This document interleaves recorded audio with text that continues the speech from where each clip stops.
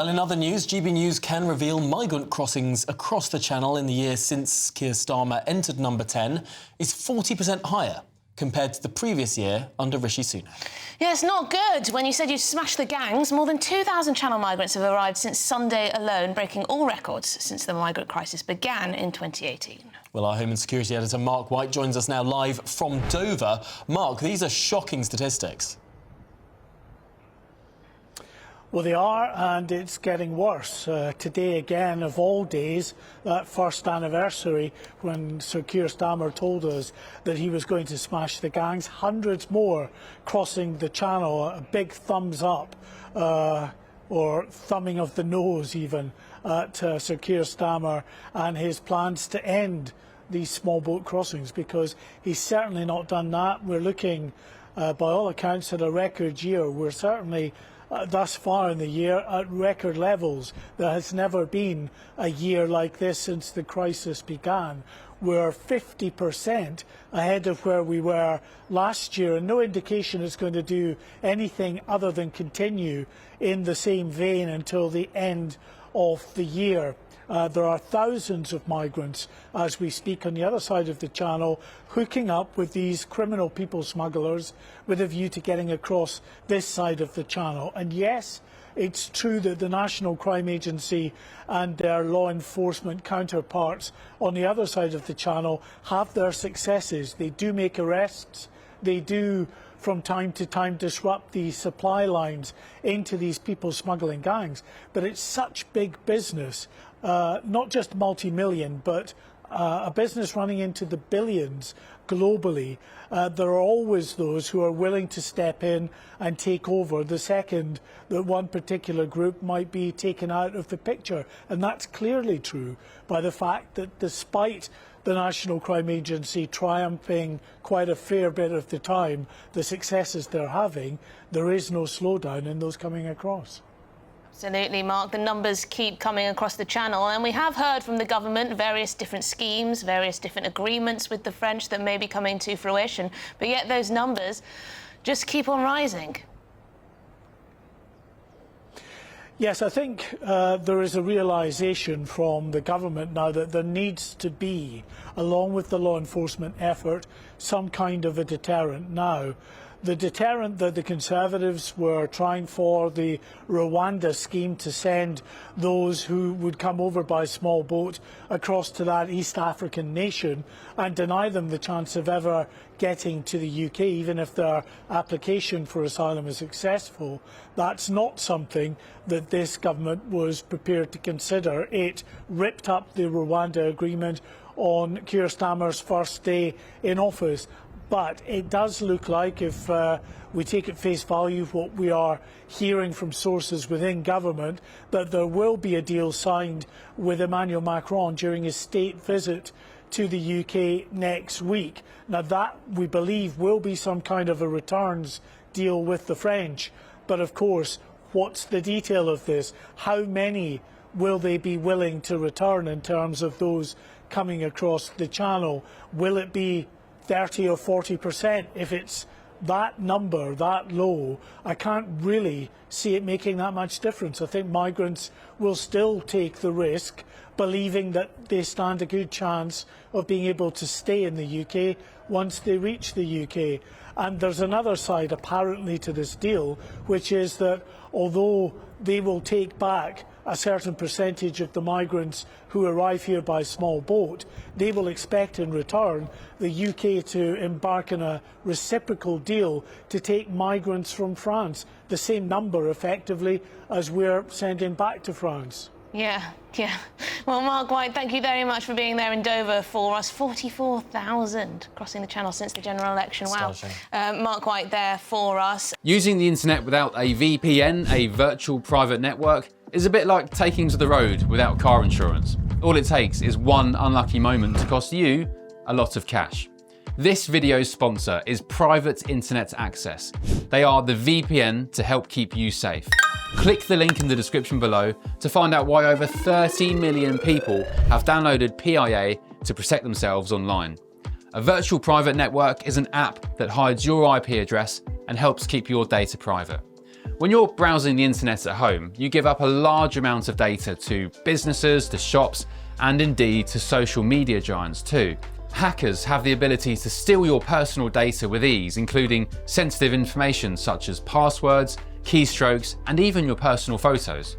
Private internet access helps protect your personal data by encrypting your internet connection to keep your data out of the hands of cybercriminals. And it's not just hackers either to be concerned about. Information can be censored too. When Canada passed their C18 bill, social media giants decided to ban news content on their platforms. But PIA can protect your ability to consume the news and content you love.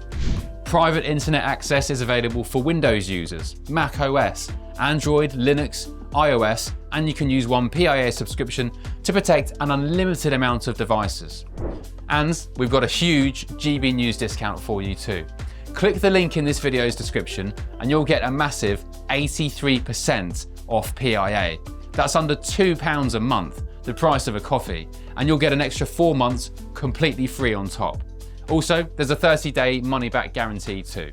Visit piavpn.com/GB News to start protecting yourself digitally today. Now, the Home Office is under fire yet again, this time from a cross-party group of MPs, because they're failing to track whether foreign workers are actually leaving the UK or staying in the UK illegally after their visas expire. Well, the Public Accounts Committee, which monitors government spending, said the government, or indeed the department, has not analysed exit check data since the skilled visa work route came in 2020. Wow, OK, well, MPs accuse the Home Office of neglecting to collect this basic information and showing little curiosity either about how the visa system is functioning. But the Home Office said it had inherited a broken immigration system and was working to repair the public's trust. Right, well, joining us now is Director of Oxford University Migration Observatory, Dr Madeleine Sumption. Thank you very much for your time on this. I mean, a lot of people will be slightly worried that the Home Office isn't keeping track of who's actually leaving the country as well as coming in. Yes, I mean, obviously it would be really useful to have a good source of data on this. You could then look at different routes and see, OK, does there seem maybe compliance is very good on one type of work visa, but there might be another where it's not very good. And you could start to think about the reasons for that. The reason it's so difficult to collect these figures is that we have millions of passengers travelling in and out of the UK. All the time, and the Home Office does collect data. They get a lot of data from the airlines on who's left. It's incredibly messy, right? So as soon as you have someone traveling on 2 different passports, let's say they're a dual citizen and they arrive on one passport and leave on another because they're going to a different destination, all of those types of things suddenly mean that you can actually miss quite a lot of people who that looks like who actually left, but it looks like they might still be here because the Home Office can't match up the data. So it is technically challenging, but certainly it would be valuable if those data could be improved and analysed and published. Yeah, it sounds like these MPs are accusing the Home Office of not being that interested in taking down this basic information. Could it be that the Home Office and the staff there aren't trying awfully hard? What's interesting is, I mean, a lot of this is being collected and it is used for some statistical purposes. So the Office of National Statistics, when it produces the figures that come out twice a year now on immigration and emigration of non-EU citizens, they are using some of these figures. So that a lot of data do exist and they're used in some places in the system. I think what's perhaps surprising, we used to get this sort of quite nice publication every year on exit checks until about 2020. And it explained all of the problems in the data and provided, they did a stat basically at saying this is what the situation looks like, even though the data aren't perfect. So they could go back to producing some of those figures and then, have a plan for how to improve it and make, how to have better coverage so that we do start to be able to match up more of those records. Now, when I go on holiday, most countries I go to visit, I have to show my passport on the way out as well as on the way in. I mean, it seems like a lot of countries have made the choice that is the sort of rational thing to do, that they can collect better data this way, they can keep track of who's in their country this way. I mean, why have we made the political choice to not do that in the United Kingdom? Yeah, so you're absolutely right. We could do that. Lots of countries do it. New Zealand, for example, New Zealand is sort of an easy case because it's quite a small country, doesn't have that many airports. They have formal exit checks. The UK could do that. It's not cheap. right? So you've got to, stand up a whole operation to have people scanning everyone, including the British citizens, right? You have to have everyone going through that same system. Even then, there might still be some challenges. If people, you need also to cooperate with the Republic of Ireland, because sometimes people come on their tour. You've got your American tourists that go on their tour, come to London, go out via Dublin.